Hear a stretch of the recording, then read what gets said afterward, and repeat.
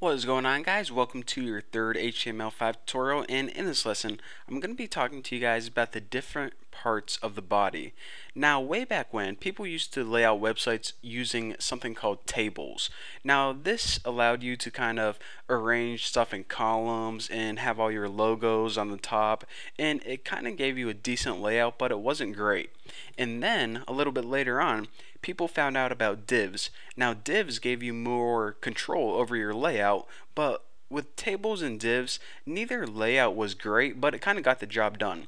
However, whenever you use HTML5, not only can you organize your layout a whole lot better, but you can also identify the different parts of the body. So if you use the table, pretty much everything was in a cell, and your browser didn't really know which part was supposed to be your header, your footer, your navigation.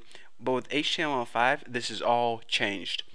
So if we go ahead and take a look at any website, if you ever used the internet before, you probably noticed that web pages are divided up kind of similar to one another. So let me go ahead, and here's a neat little trick aside from HTML5. I don't know if you guys knew this. If you're using Google Chrome, you can hold control on your keyboard and scroll, and it'll change the size of your text. So anyways, that has nothing to do with the tutorial, but I thought I'd tell you guys. So anyways, if we go ahead and take a look at any typical web page, mine included, it's kind of laid out the same. You have your header, which pretty much has your logo and maybe your title. You have a navigation bar that pretty much has a list of links to your different web pages. You have your main content, which is pretty much the meat of your web page. It's all the important information. And aside from that, you have your footer. Now the footer is at the bottom here, and it has all the copyright business crap. And the only other piece, I guess, that is kind of noticeable is the sidebars. You have one over here with like extra news and one over here. But basically every single website, I don't want to say every website because there's some weird ones out there, but a lot of the websites are kind of laid out in the same way. And the developers of HTML5 kind of noticed this, and they said, okay, we might want to break this up a little bit smarter than we have before. So what they did is they made tags for each of these pieces. Now your browser can know which each part of your website is for. So let's go ahead and work in the body in this tutorial. And here's a nice little trick too. I'm telling you guys all sorts of tricks. If you want to collapse something, for example, I don't need this head because I'm not working in it in this tutorial. Just go ahead and hit this little minus sign and it'll collapse it. So there you go. It's still there. It doesn't delete it. It just collapses it. So there you go. There's some more tips. So anyways, in your body, the first thing we want is the header. Now remember, the header, don't get it confused with the head, what we just collapsed. The header is basically the part of your website that has your logo and pretty much the title of your website. So in order to do this, let me go ahead and indent this actually. We just go ahead and type header and have an ending tag like that. And since I don't have an image, I really don't want to add an image right now. What can I put in here? I guess I can just put a little description. So heading 1, that might be kind of big, but oh well. I'll put welcome to the new Boston, and I guess I might as well capitalize this since it is the title. Welcome to the new Boston.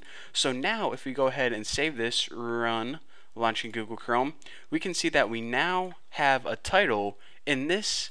Whenever we're reading this in a browser, our browser is going to know that whatever is in between your header tags, that is the header of your website.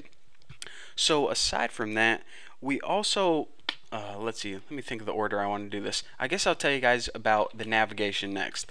Now the navigation, if we look, it's all of these links right here. It's the main navigation for your website. And the tag that they figured was the best for that is NAV, short for navigation. So since we don't have all those images and rollovers, we can just make an unordered list, UL, and throw a couple list items in there. And I'll make a couple fake links. I actually won't make any links. I'll just put some text in there.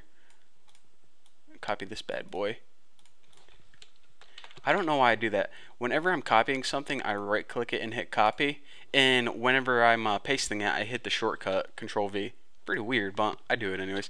Okay, home and tutorials, and I'll make a fake link to my podcast. So anyways, the key that I want to take away from this tutorial or excuse me, this little piece of information is whenever you have your main navigation in HTML5, put it in between these nav tags, right like that. Now, I guess the last tag I'm going to talk to you guys about is, I don't know how much time I'm going to have left, but the main content is pretty much all this meaty stuff. It's pretty much the main information, the most important part of your website. That goes in between a tag called section. Now, it doesn't always go in between this tag, but for the sake of this tutorial, to keep things simple, we're going to be adding all the important stuff in between section. Now, we're actually going to be spending a lot of time in there, so I guess we'll do that in the next tutorial. I'm going to try to cover all these basic tags first. Now, the sidebar I was talking about is basically all your, it's not the incredibly most important information, but it might be, a little news story or some more navigation or maybe a funny picture of a cat or something. Not really the meat of your website, but it's useful information. What we do is we put it in a sidebar and we name that aside. And you can actually have a couple of these, but we'll just stick with one for now. And let me just put like a little header. So header 4, and what am I gonna say? I'll make this like a news story. So I'll say news, and then I'll put like Bucky has a new dog. I really don't have a new dog, but if I did, I would definitely put it on my website. So I think it suits it well. And the last part before I forget is the footer. Now the footer of your website, if you look, pretty much all websites have a footer. It's this little information at the bottom where you have like your copyright information and your company name, and maybe if you have a really big website, there are the terms of services, what you can't do, what's illegal and stuff. So we use that and we put it in the tag footer. How appropriately named, footer. Now everything in here, again, like I said, is like your company information, copyright. So I'll make a fake copyright New Boston. And what year is it? 2011. So with that, you have your very basic structure of a very simple website. You have your header, which is your title and logos, your main navigation bar that usually appears at the top, your main content, your sidebar, and your footer. So now these are custom HTML5 tags, and now our browser knows that anything in the footer is exactly footer information, and it's not just in a random table or a random div tag. It actually is aware of the content now.